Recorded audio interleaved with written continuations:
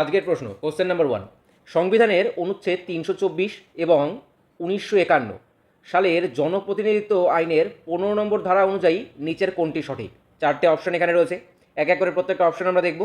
বিধানসভার মেয়াদ সমাপ্তির আগেই নির্বাচন প্রক্রিয়া শেষ করতে হয়, বিধানসভার মেয়াদ সমাপ্তির এক সপ্তাহের মধ্যে নির্বাচন প্রক্রিয়া শেষ করতে হয়, বিধানসভার মেয়াদ সমাপ্তির এক মাসের মধ্যে নির্বাচন প্রক্রিয়া শেষ করতে হয়, অথবা অপশন ডি উপরিউক্ত কোনোটিই নয়। প্রশ্নটা কি বলা হয়েছে? সংবিধানের অনুচ্ছেদ 324, 324 এবং 1951 অর্থাৎ 1951 সালের জনপ্রতিনিধিত্ব আইনের 15 নম্বর ধারায় একটা কথা কিন্তু উল্লেখ করা হয়েছে এবং নিচের এই যে চারটে অপশান এর মধ্যে কোন কথাটা সেখানে বলা হয়েছে, সঠিক কোনটা সেটাই কিন্তু অ্যান্সার করতে হবে। এক্ষেত্রে সঠিক অ্যান্সার হবে অপশান এ, অর্থাৎ বিধানসভার মেয়াদ সমাপ্তির আগেই নির্বাচন প্রক্রিয়া শেষ করতে হয়। বিধানসভা তার যে কার্যকালের মেয়াদ সেই মেয়াদ শেষ হওয়ার আগেই কিন্তু নির্বাচন প্রক্রিয়া কমপ্লিট করতে হয়, যে পরবর্তী টার্মে কে বা কারা পুনরায় বিধানসভার দায়িত্বভার সামলাবেন। যেমন সম্প্রতি অরুণাচল প্রদেশ ও সিকিমের বিধানসভা নির্বাচনের তারিখ কিন্তু ঘোষণা করা হয়েছে। সেখানে ভোট গ্রহণের তারিখ বলা হয়েছিল 19 তারিখ, 19/4 অর্থাৎ 19শে এপ্রিল 2024, এবং ভোট গণনার দিন ধার্য করা হয়েছিল 4/6/2024 অর্থাৎ 4 জুন, 4/6/2024। তবে অরুণাচল প্রদেশ এবং সিকিম দুটি রাজ্যেই বিধানসভার যে কার্যকালের মেয়াদ সেটা কিন্তু শেষ হয়ে যাচ্ছে 2 তারিখ, 2 জুন অর্থাৎ 2 জুন 2024 তারিখে। তবে দিন যে ঘোষণা হয়েছে, ভোট গ্রহণের দিন রয়েছে 19শে এপ্রিল, তবে ভোট গণনার যে দিন সেটা 4 জুন, 4 তারিখ জুন মাসের। তবে কার্যকালের মেয়াদ কিন্তু 2 তারিখ শেষ হয়ে যাচ্ছে, তাই কিন্তু এটা পরে হয়ে যাচ্ছে। অনুচ্ছেদ এবং জনপ্রতিনিধিত্ব আইন অনুযায়ী কিন্তু এটা আগে করতে হবে, অর্থাৎ 2 তারিখে কার্যকালের মেয়াদ শেষ হচ্ছে, তার আগে কিন্তু সম্পূর্ণ নির্বাচন প্রক্রিয়া শেষ করতে হবে এবং তার মধ্যে কিন্তু ভোট গণনাও পড়ছে। এই কারণেই সম্প্রতি এই দুটো রাজ্যের যে ভোট গণনার দিন সেটা কিন্তু চেঞ্জ করা হয়েছে এবং চেঞ্জ করে করা হয়েছে 2 তারিখ, 2 জুন অর্থাৎ যেদিন ফাইনালি মেয়াদ সমাপ্তি হচ্ছে সেই দিনই কিন্তু ভোট গণনার দিন ধার্য করা হয়েছে এবং সেই দিনই কিন্তু নির্বাচন প্রক্রিয়া শেষ হয়ে যাবে। পরবর্তী প্রশ্ন আমরা দেখব কোশ্চেন নাম্বার 2। 2024-এর লোকসভা নির্বাচন কততম লোকসভা নির্বাচন? অপশন 16তম, 17তম, 18তম নাকি 19তম?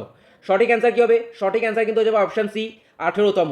যদি প্রশ্ন করা হয় যে কত সালে প্রথম লোকসভা নির্বাচন বা জেনারেল ইলেকশন আয়োজিত হয়েছিল, তো সেক্ষেত্রে অ্যান্সার কী হবে?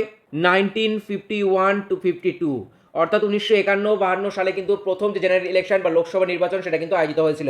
এবং 2024-এ যে লোকসভা নির্বাচন আয়োজিত হতে চলেছে সেটা হচ্ছে 18তম লোকসভা নির্বাচন।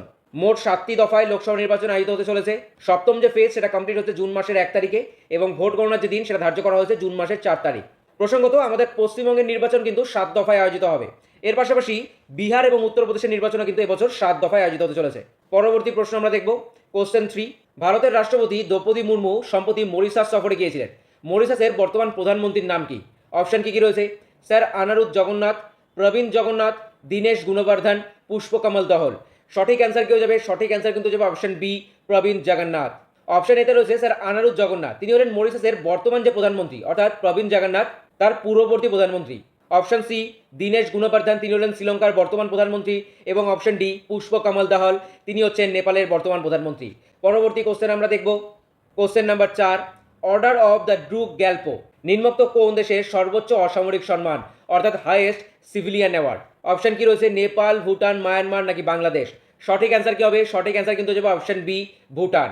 সম্প্রতি আমাদের প্রধানমন্ত্রী ভুটান সফরে গেছিলেন এবং সেখানে কিন্তু তাকে এই যে সম্মান অর্থাৎ ভুটানের সর্বোচ্চ অসামরিক সম্মান হাইয়েস্ট সিভিলিয়ান যে অ্যাওয়ার্ড সেটা তারা কিন্তু তাকে ভূষিত করা হয়েছে এবং সম্মানটাকে কি বলা হচ্ছে? Order of the Druk Gyalpo. যদি আমাদের ভারতের সর্বোচ্চ অসামরিক সম্মানের কথা বলা হয় অর্থাৎ হাইয়েস্ট সিভিলিয়ান অ্যাওয়ার্ড, সেক্ষেত্রে অ্যান্সার কি হবে? ভারত রত্ন। যদি নেপালের সর্বোচ্চ সম্মানের কথা বলি তাহলে সেক্ষেত্রে অ্যান্সার হবে নেপাল রত্ন মান পদবী। যদি মায়ানমারের কথা বলি তাহলে সেক্ষেত্রে হবে order of the union of Myanmar. বাংলাদেশের কথা বললে প্রথম স্বাধীনতা পুরস্কার এবং দ্বিতীয় 21শে পদক। অর্থাৎ বাংলাদেশের প্রথম যে অসামরিক সম্মান বা হাইয়েস্ট সিভিলিয়ান অ্যাওয়ার্ড সেটা হচ্ছে স্বাধীনতা পুরস্কার এবং দ্বিতীয় যদি বলা হয় সেক্ষেত্রে অ্যান্সার হবে 21শে পদক। পরবর্তী এবং শেষ প্রশ্ন আজকের মতো আমরা দেখব কোশ্চেন 5। পশ্চিমবাংলার 11.6 মিলিয়ন অর্থাৎ 1,16,00,000 শিক্ষার্থীদের মধ্যাহ্ন ভোজ অর্থাৎ মিড ডে মিল এর খরচ কেন্দ্র এবং রাজ্য দুজনে মিলেই কিন্তু বহন করে। তার একটা রেশিও রয়েছে, অর্থাৎ কেন্দ্র এবং রাজ্যের এই খরচ বহনের একটা নির্দিষ্ট রেশিও বা অনুপাত রয়েছে, সেই অনুপাতটা কি? Option A 70:30, option B 65:35, option C 55:45, option D 60:40। সঠিক অ্যান্সার কী হবে? সঠিক অ্যান্সার কিন্তু হয়ে যাবে অপশন ডি 60:40। অর্থাৎ এক্ষেত্রে কেন্দ্রের ভাগ থাকে 60% এবং রাজ্যের ভাগ থাকে 40%।